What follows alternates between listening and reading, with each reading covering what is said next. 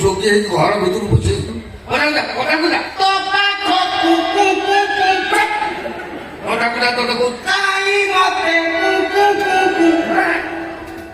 ଭିକ ମାରିବା ଲୋକ ପଦାର ଖାଇକି ଭିକ ଲୋକ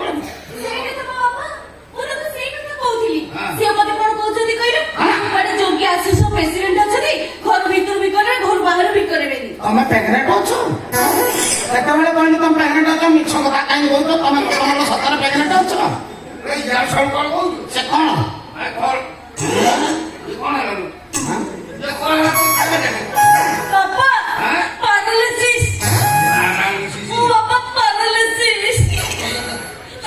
ଯୋଗୀଙ୍କୁ ମୋ ହାତ ଦେଖେଇଲି ସେ କଣ କହିଲେ ଜାଣିଛ? ମୋର କାଳେ ଗ୍ରହ ଖରାପ ପଡୁଛି ତମେ ମତେ ଯଦି ଯୋଗ ଘରକୁ ନ ବିକିବ ତାହେଲେ ମୁଁ ପରେଇଯିବି ବାପା ମୁଁ ପରେଇଯିବି। ଯୋଗୀ ଘରକୁ ତତେ ବିକିବି ମଣିଷା ଝିଅକୁ ଯୋଗୀ ଘରକୁ ବିକିବି କହିଲା ତତେ କଣ କହିଲୁ ତାକୁ? କଣ କହିବେ ଯୋଗୀ ଘରକୁ ବିକିବ?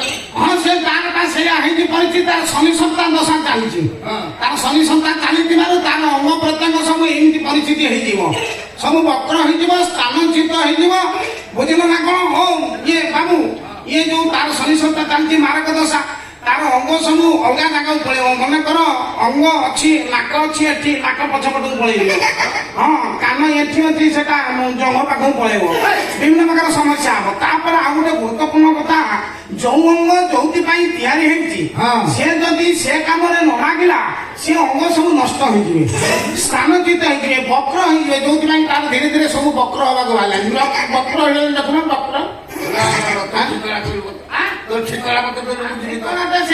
ଠିକଣାଟା କହିଲ ଏଠି ମୁଁ ବିସ୍ତୀର୍ଣ୍ଣ ଭାବରେ କହିପାରୁନି ତମେ ଗୋଟେ କାମ କରିବ ମୋ ଅଫିସକି ଯିବ ସେଠି ମୁଁ ବିସ୍ତୃତ ଭାବରେ ବର୍ଣ୍ଣନା କରି ତମକୁ କହିଦେବି ମୋ ଫୋନ ନମ୍ବର ରଖ 11ଟା 9 ତୋ ଫୋନ ନମ୍ବର 11ଟା 9 ଏଇ ନମ୍ବରରେ ମୋ ସାଙ୍ଗରେ ଯୋଗାଯୋଗ କରିବ।